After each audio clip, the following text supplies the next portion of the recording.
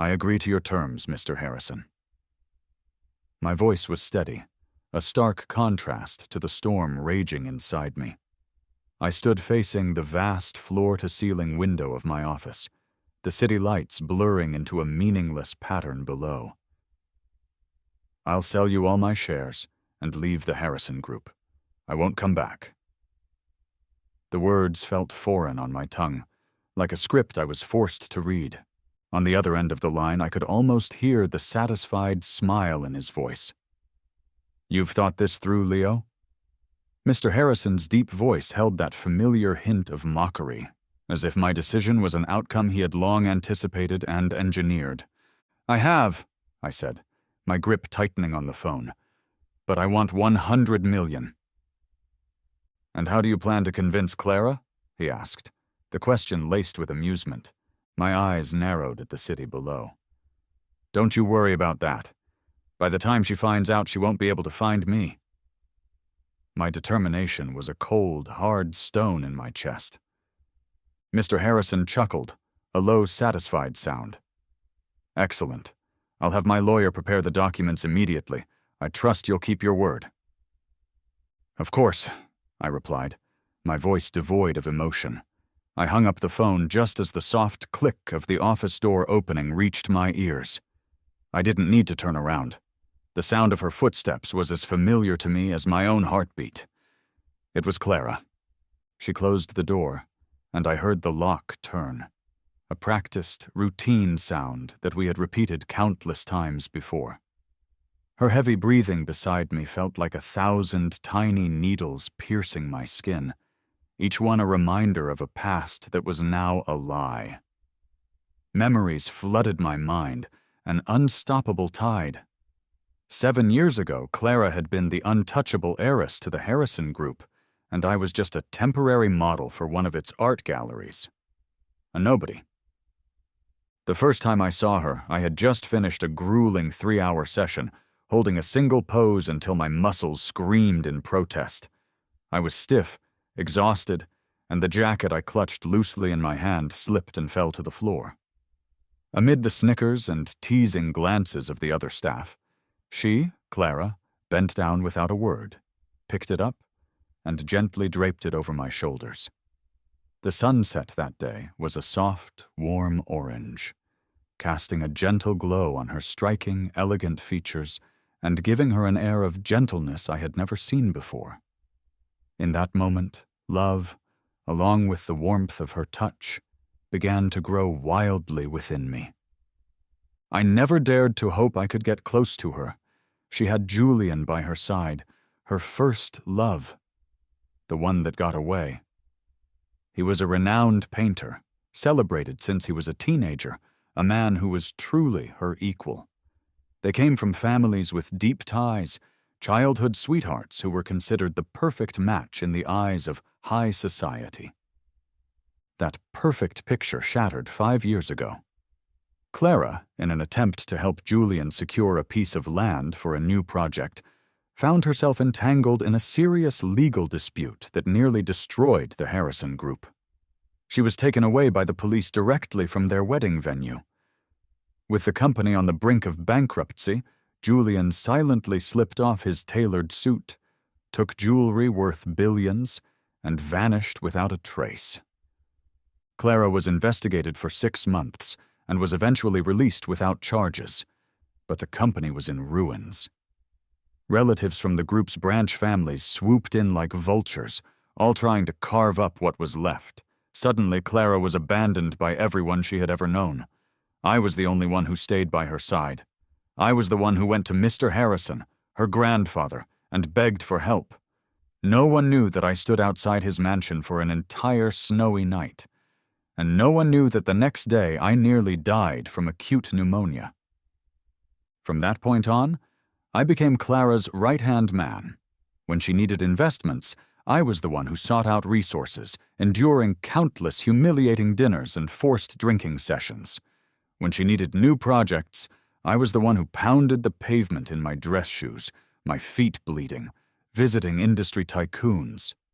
And when she needed comfort, I was there for our passionate, desperate encounters. Many times, Just like this one, our encounters would end with her clothes still perfectly in place while I looked like a vine battered by a storm, utterly disheveled. I truly loved her. I loved her, even though our difference in status meant we could never be a public couple. I was even willing to accept a secret marriage, one that nobody could ever know about. But all of those fantasies, all of that devotion, shattered into a million pieces a week ago. I saw the chat history on her computer. She had left for the day with a stomachache, and I had specially prepared some light food for her, disguised it as takeout, and brought it to her office. She wasn't there, but her computer's messaging app was pinging relentlessly. It was a chat with her best friend. "Clara, what's your plan? You're stringing Leo along to work his butt off for you while you're planning to redo your wedding with your first love? Aren't you afraid Leo will be heartbroken when he finds out?" First love? Julian? I knew he was back, but I had naively thought that with his supposed amnesia, he wouldn't get involved with Clara again. Redo the wedding? My face went pale. I couldn't stop myself from staring at the screen, a shameless voyeur reading words not meant for me. Then, Clara's reply appeared, cold and indifferent. "He's just some gig model. It's only because he's smart, capable, and looks a bit like Julian that I gave him 3% of the company's shares. You don't actually think I'd marry him, do you? I'd be the laughingstock of our circle. Julian and I grew up together. We were always meant to be. Besides, I can't bear to see him so lost, not even knowing who he is." Her friend replied, "I get it. You're trying to get back together. Aren't you going to tell Leo? He's been waiting for you. This isn't right." "Mind your own business," Clara typed back. "The less he knows, the better for him. Gotta go, Julian's gallery is in trouble. I'm going to check on it." I clutched the lunchbox I had so carefully prepared, feeling as if I was about to collapse. It was a humiliation so profound, it felt like I had been stripped naked in a crowded room. So she had never liked me. She was only with me because I resembled Julian, because I was useful. All my hopes were crushed in that single devastating moment. I felt the blood drain from my body, leaving me cold and empty. After a long silence, I made my decision. I threw the lunchbox in the hallway trash can. I would sell all my Harrison Group shares, sell the house filled with our memories, and cut all ties with her. I would leave this place and leave her behind forever. I had already settled the stock transfer with Mr. Harrison, and the house was next. My flight was booked for 10 days from now. After a while, Clara finished. She buried her head in my neck, her breathing rapid but slowly steadying. I struggled to control the trembling in my body as I gently pushed away her arms from around my waist and straightened my clothes. "What's wrong?" Her voice was still a little hoarse. "Nothing. It's over, so we should clean up," I said calmly, buttoning my shirt. And between us, it was also time to end things completely. Clara didn't come home that night. Before I went to bed, I received a message from a Harrison Group hotel employee claiming a serious dispute at the hotel needed my immediate attention. Worried about the staff, I hurried out. When I arrived, the hotel manager, looking flustered, blocked my way. "Leo, what are you doing here?" "I heard there was a dispute," I said, looking around the calm, orderly lobby. "Where are the troublemakers?" He subtly blocked my path, forcing a smile. "What dispute? It's so late, Leo. You should go home and rest." I was puzzled, but turned to leave.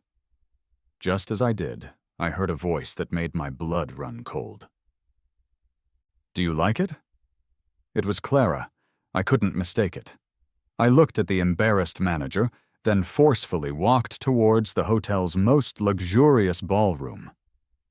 Peeking through the crack in the door, I could clearly see Julian in a white suit, standing in a beautifully decorated wedding venue.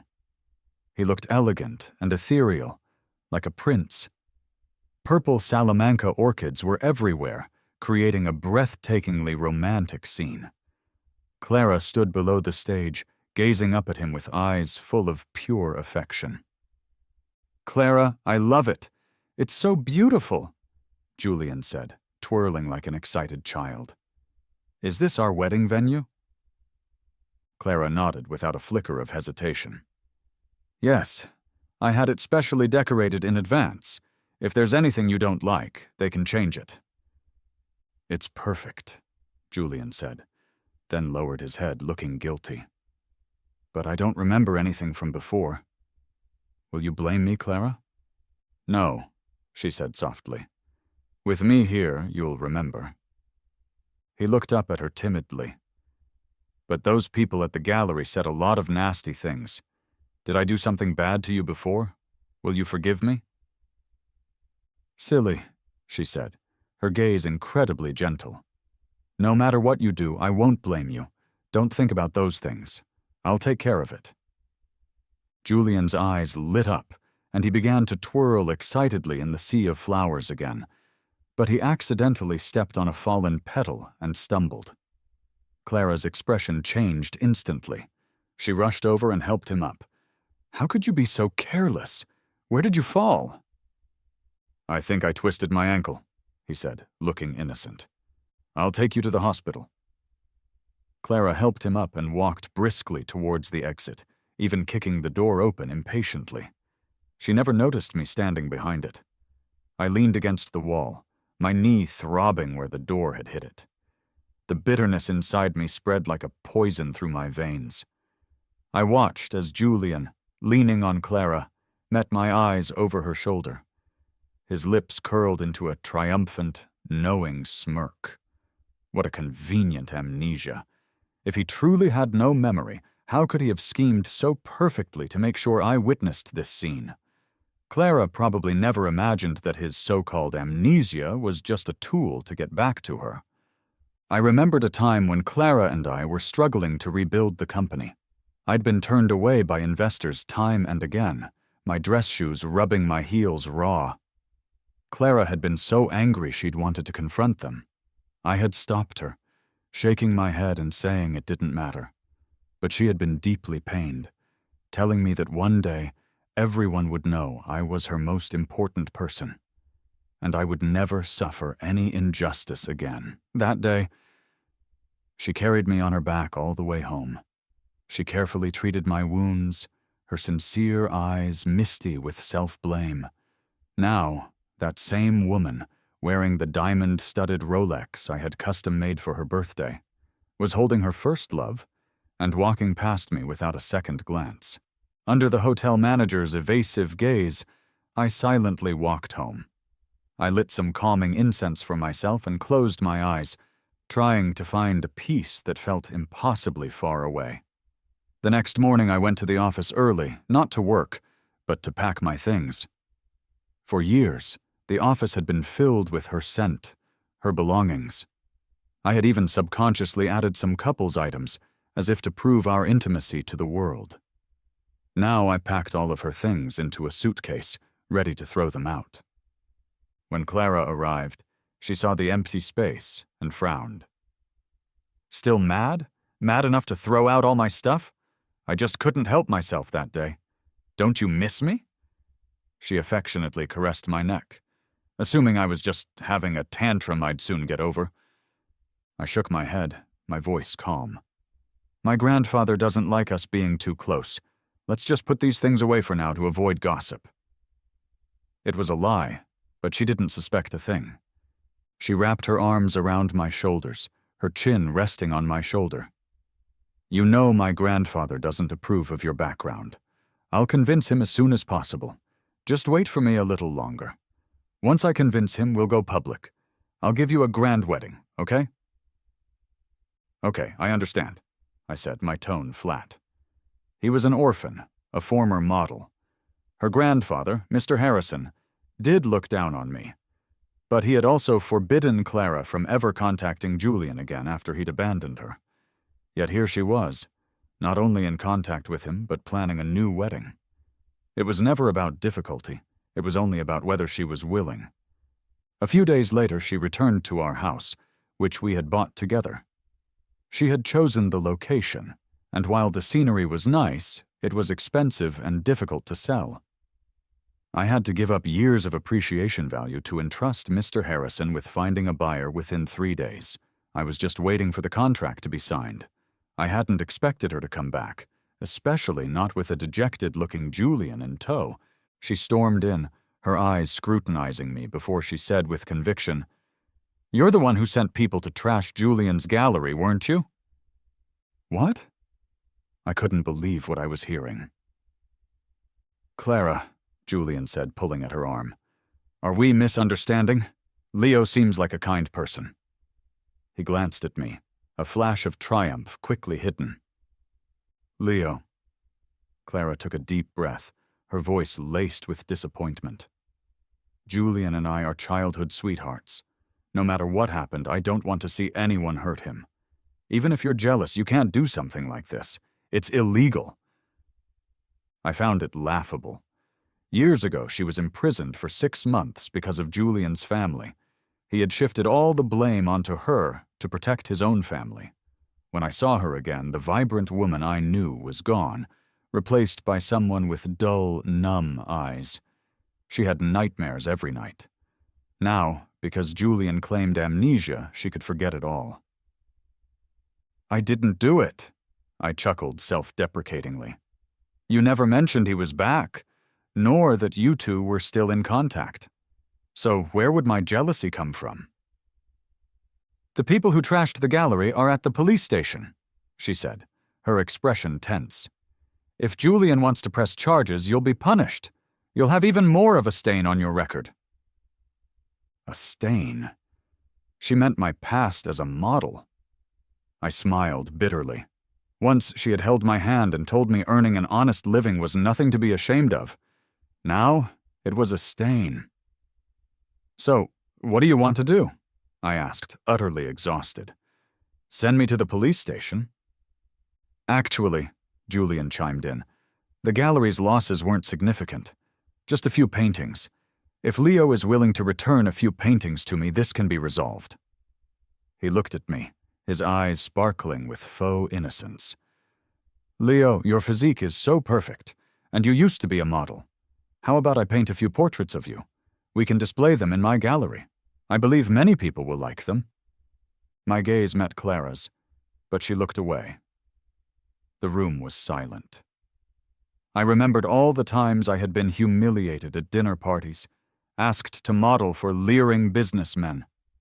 I remembered how Clara had furiously smashed her wine glass, stood in front of me, and declared that I was her treasured darling and would never again be put on display. My eyes reddened, but a smile played on my lips. I took off my jacket and threw it on the sofa. "What does Julian want to paint? Is this okay? Does it show my sincerity enough?" The heating was on full blast, but I felt a coldness I hadn't felt since that snowy night outside Mr. Harrison's mansion. Julian, feigning fear, hid behind Clara. I knew he wasn't satisfied. He had come here to humiliate me. I continued undressing until only a thin undershirt remained, revealing the faint marks of intimacy from a few days ago.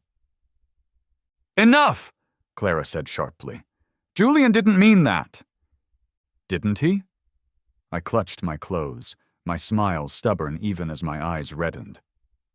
"I, on the other hand, think he isn't satisfied yet. Won't you feel sorry for him, Clara?" Her expression changed. "What nonsense are you talking about? I just don't want you to get caught up in a lawsuit. I didn't mean to humiliate you.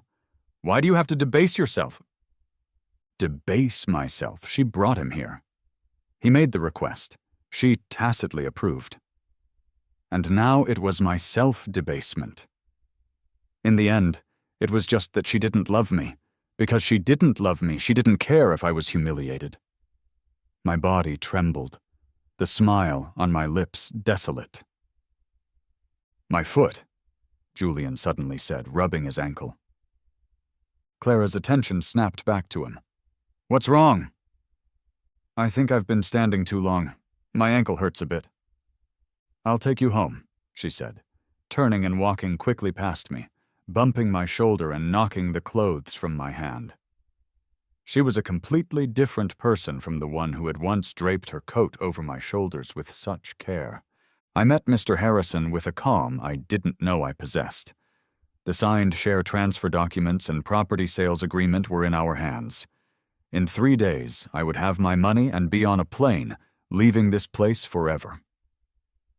As we were walking out of his office, party poppers exploded, and festive streamers fluttered down. "Nonsense!" Mr. Harrison scolded the staff. "This is an office." "Grandpa, what are you doing here?"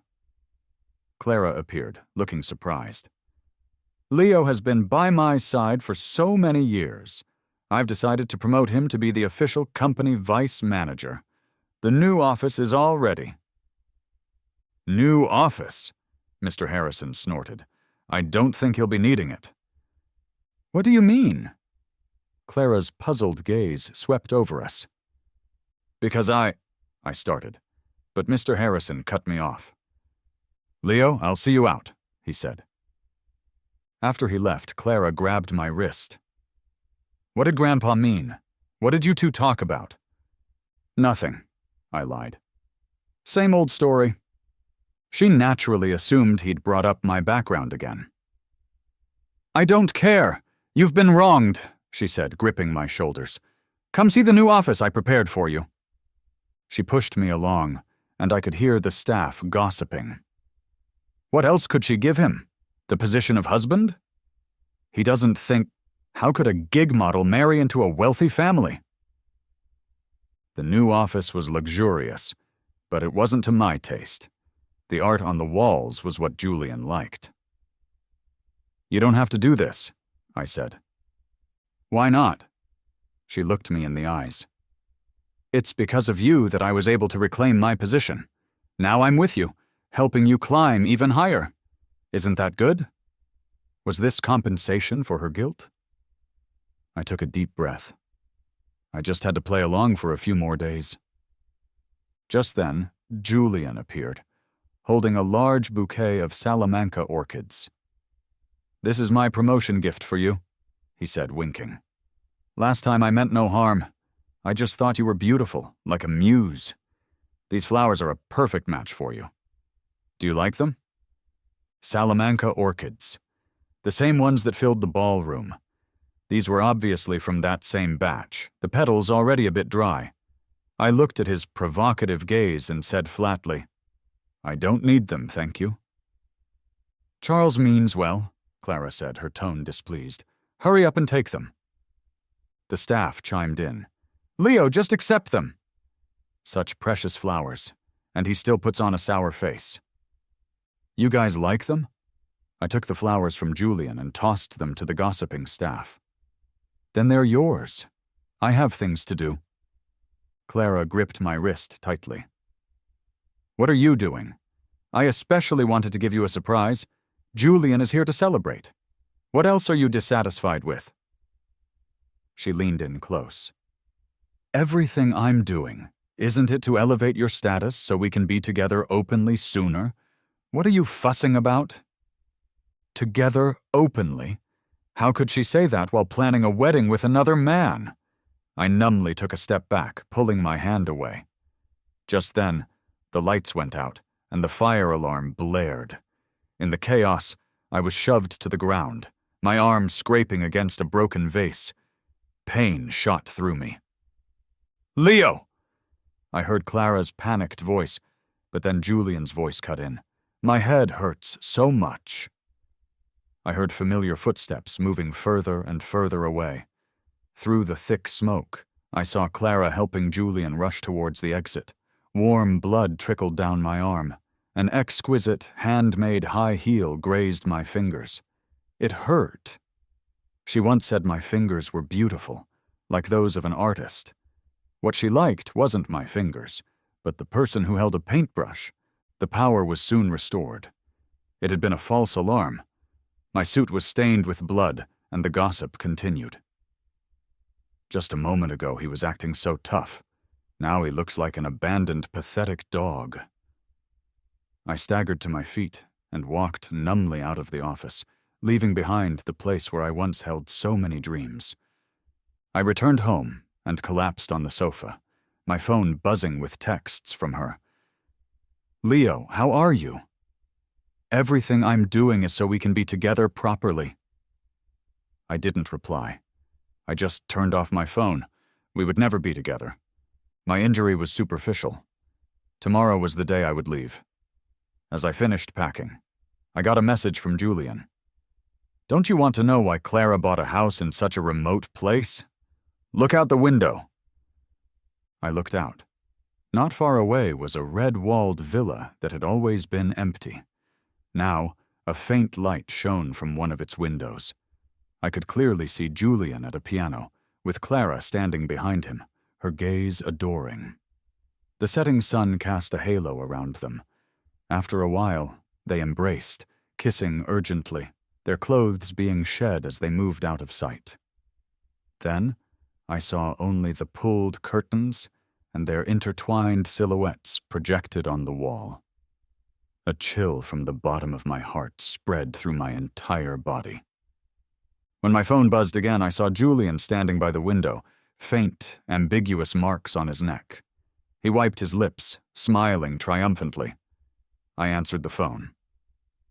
"She never told you, did she?" he mocked.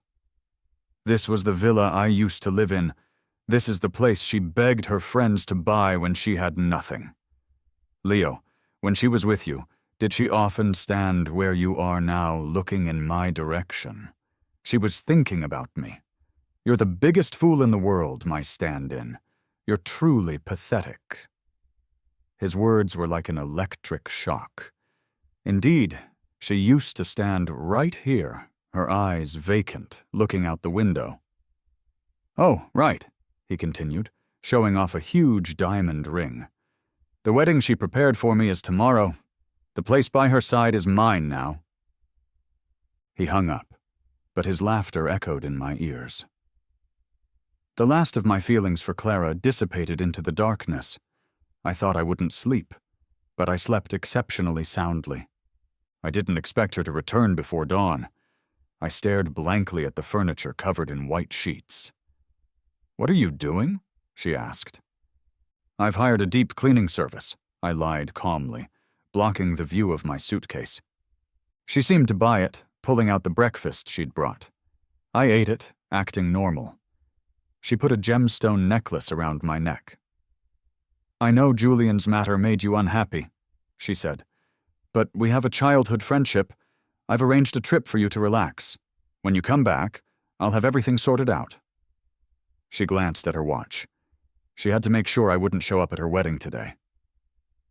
"Okay," I nodded. "If you have things to do, go ahead." She leaned in to kiss me, but I dodged it by standing up. For a moment, she looked taken aback, but a familiar smile finally appeared on my lips. "I'm a bit tired. Want to catch some more sleep? You go ahead." She finally relaxed and left. I watched her hurry away, then took off the necklace, tossing it casually on the table. I picked up my luggage and left through the basement. While her driver was still waiting at the main entrance, I got into a taxi. "Airport, thanks," I said, looking at the familiar scenery one last time. A soft, relieved expression settled on my face. "Goodbye forever, Clara." Clara stood outside the Harrison Group's ballroom, wearing a beautiful custom wedding dress, an inexplicable unease knotting inside her. Leo's strange behavior that morning kept replaying in her mind. As the wedding time drew nearer, her eye began to twitch. Her phone rang, snapping her back to reality. It was her driver.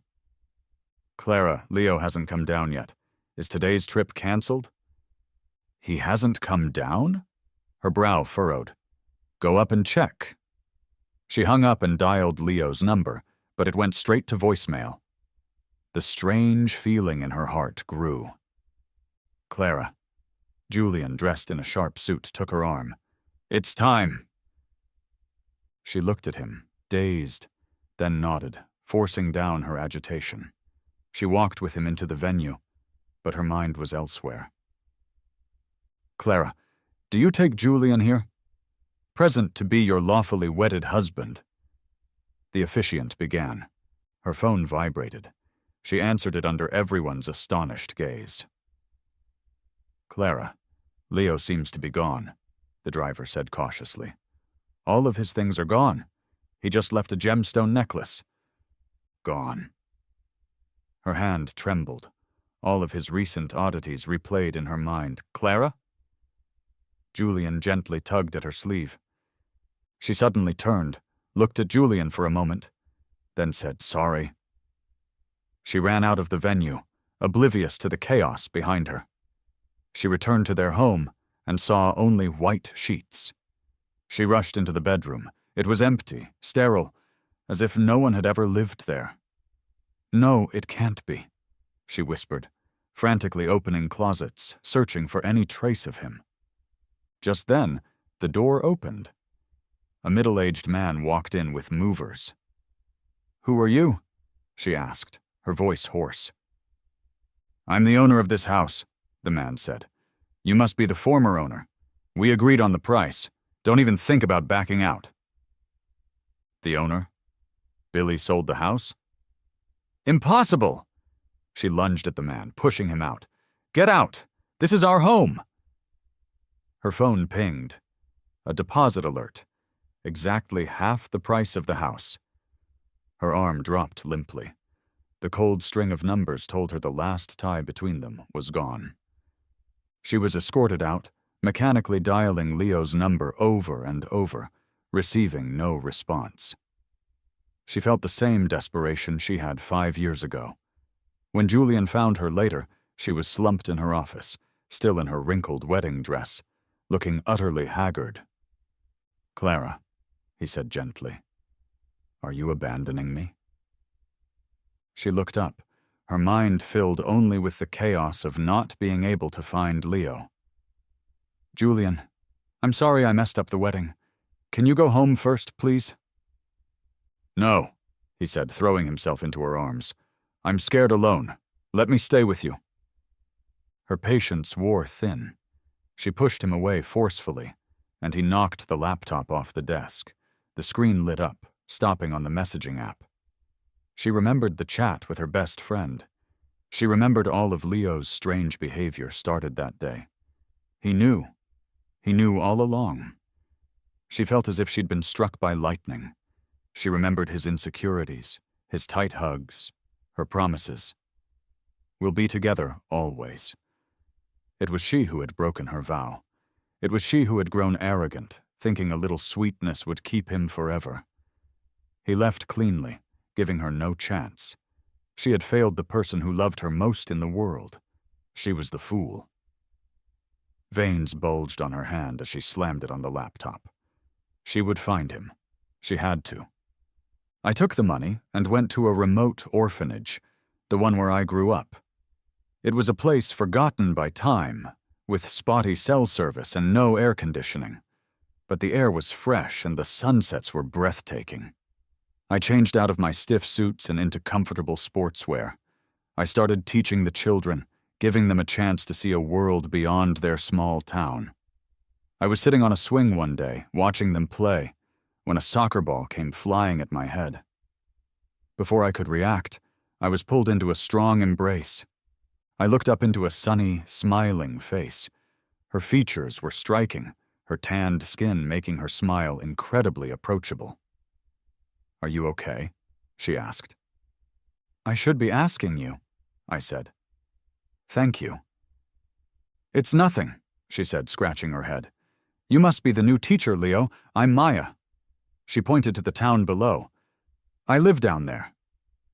Her simplicity was touching. We spent the afternoon together, her showing me around the town that felt both familiar and new.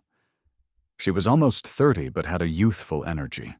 We sat by the river, looking across at the glittering city skyline. The life on the other side felt a world away. Just then, a video started playing on a massive screen on a building across the river. It was Clara. "Leo," the text read, "it was my arrogance, my failure to appreciate you. Will you come back?" "Forgive me, please." I was stunned. She was so protective of her image, yet here she was, broadcasting this to the world. It didn't move me. It just felt like a disturbance to the peace I had finally found. "Let's go back," Maya said, her smile unwavering. She didn't ask a single question, and for that I was grateful. As we reached the orphanage, she turned to me. "Do you need a computer? If you want to know what's going on out there, you might need one." For a moment I was tempted. I wanted to know what crazy things she was doing, to tell her to stop. But as the gentle evening breeze blew, I felt a sense of clarity. "No," I shook my head. "I don't." We couldn't go back. Her apologies meant nothing now. This life, this was what I wanted. Maya's smile seemed to deepen. She waved goodbye and rode off on her bicycle, her cheerful whistling fading into the night. Clara knelt before her grandfather, Mr. Harrison. Ever since Leo left, she'd been tormented, numbing herself with alcohol. "You wretched thing!" Mr. Harrison's cane landed heavily on her back. "Pining away for a man? Do you know how much the group's stock has fallen? Are you going to throw away 5 years of hard work?" Each rebuke was punctuated by a blow. "I only want him," Clara gritted out. "What?" "I said I only want Leo." She looked up, her eyes defiant. "He loves me more than anyone. With him by my side, the group will prosper, and I will find him." "The man you praised so highly sold all his shares for $100 million before leaving," Mr. Harrison snorted. "He's just a gigolo." "You can't talk about him like that." Clara stood, the pain in her back sharp. "I forced him to leave. You all forced him to leave." Her heart clenched. She hadn't known about the shares. Did Leo really want nothing to do with her? "Grandpa, one day I will bring him back. Whether you approve or not, I will do it." "Insolent thing, get out!" he roared, striking her on the forehead with his cane. Blood trickled down, but she didn't flinch. She was thrown out, knowing she had to stand firm to have any chance of getting Leo back. Afterward, she went to Julian's gallery to draw a clear line. The door to his break room was ajar, and she heard lewd sounds from inside. She saw a disheveled Julian entangled with the gallery manager.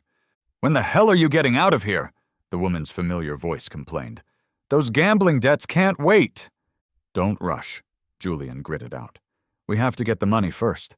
Now she's like a lost soul over that bastard. I have to humor her." "Humor her until when?" The woman bit his neck.